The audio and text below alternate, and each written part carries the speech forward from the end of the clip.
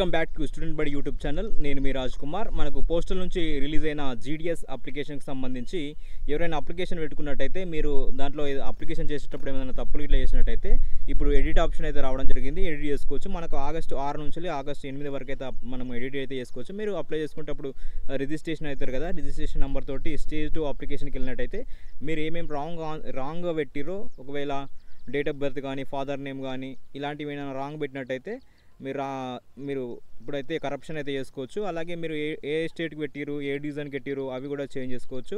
ఇవి చేంజ్ చేసుకున్న తర్వాత మీరు అప్లికేషన్ అయితే సేవ్ చేసుకోవాల్సి ఉంటుంది. సో దీనికి సంబంధించిన రిజల్ట్ అనేది మేబీ నెక్స్ట్ మంత్లో సెప్టెంబర్లో రావచ్చు. ఒకవేళ రిజల్ట్ వస్తే మాత్రం మీకు వెబ్సైట్లోనే జీడిఎస్ అఫీషియల్ వెబ్సైట్లో స్టేట్ వైజ్గా షార్ట్ లిస్టెడ్ క్యాండిడేట్స్ అని చెప్పి ఇస్తారు. ఫస్ట్ లిస్ట్లో రాకపోయినా సెకండ్ లిస్ట్లో అయినా, సెకండ్ లిస్ట్ కాకపోతే థర్డ్ లిస్ట్ అయినా, ఈ విధంగా మెరిట్ లిస్ట్లో అనేది రిలీజ్ చేస్తారు. మెరిట్ లిస్ట్ రిలీజ్ అయిన తర్వాత మనకు అఫీషియల్ నోటిఫికేషన్ రిలీజ్ అయినప్పుడే సో ఒకవేళ షార్ట్ లిస్ట్ క్యాండిడేట్స్ ఏమేమి సర్టిఫికేట్ తీసుకోవాలి అని చెప్పి కూడా మనకు పీడిఎఫ్లో ఇవ్వడం జరిగింది. ఒకవేళ సెలెక్ట్ అయిన క్యాండిడేట్స్ అవి ఉంటే మీరు తీసుకెళ్ళచ్చు.